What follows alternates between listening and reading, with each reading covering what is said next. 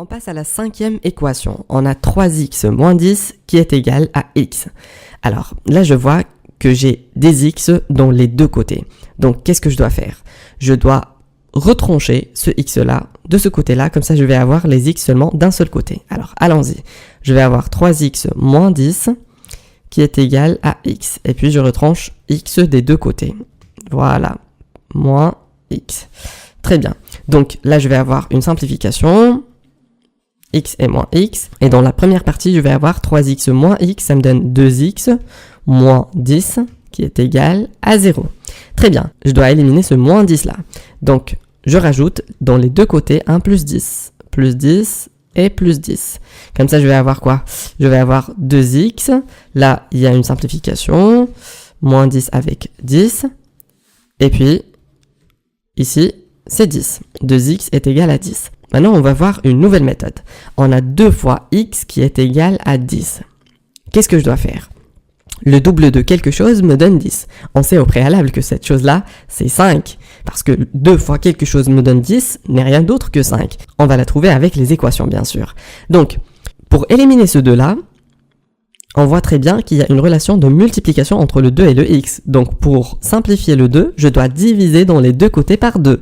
Donc, je vais avoir quoi? Je vais avoir une division par 2 là, et une division par 2 dans l'autre côté aussi. Donc, ce qui va me donner une simplification ici, le 2 avec le 2. Donc, j'ai isolé le x, c'est mon objectif. Et puis là, je vais avoir aussi une simplification. Le 10 avec le 2, ce qui va me rester, c'est 5 en haut. Comme ça, j'ai obtenu x est égal à 5. Et si on veut vérifier, on peut remplacer x par 5 dans la première équation et on vérifie si c'est juste ou pas. Alors, on va avoir 3 fois 5 moins 10. Est-ce que ça me donne 5? On vérifie. 3 fois 5, ça fait 15. 15 moins 10, ça donne bel et bien 5. Donc, c'est bon pour la première équation. On passe à la deuxième.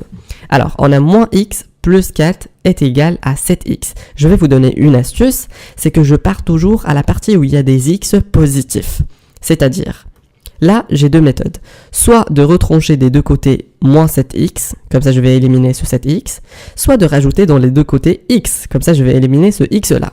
Très bien, et c'est ce que je vais faire. Pourquoi? Parce que dans l'autre côté, je vais avoir 8x et ça sera positif. Et c'est mieux de travailler avec des trucs positifs que des nombres négatifs. Allons-y. Donc, je vais la réécrire déjà. Alors, moins x plus 4 qui est égal à 7x. Donc, on a dit qu'on va rajouter dans les deux côtés un x. Donc, voilà, plus x et là, plus x. Très bien. Donc, une simplification qui est apparue. Puis, je vais avoir quoi? 4 qui est égal à 7x plus x, ça fait 8x. Très bien. Donc, c'est quoi la relation entre le 8 et le x? C'est une multiplication. Donc, pour éliminer la multiplication, je dois diviser par 8. Je divise ici par 8 et là par 8 aussi. Donc, je vais avoir quoi? Il y a beaucoup de simplifications. Le 8 avec le 8 et puis le 4 avec le 8. Sauf qu'ici, il va me rester 1 en haut et 2 en bas. Très bien. Donc, x est égal à 1 demi. Et on peut vérifier, bien sûr. X est égal à 1 demi ou bien 1 demi est égal à x, c'est la même chose exactement. Alors, x est égal à 1 demi. Allons-y, on va vérifier. Moins 1 demi plus 4 est égal à 7 fois 1 demi. 7 fois 1 demi, déjà, on sait très bien que ça donne 3,5. Et là, on a moins 0,5 plus 4. C'est bel et bien aussi 3,5. Donc, ma solution est bonne dans les deux cas qu'on a traités. Si vous avez aimé la vidéo, partagez-la et abonnez-vous sur la page Facebook Astucia Soutien Scolaire et abonnez-vous sur la chaîne YouTube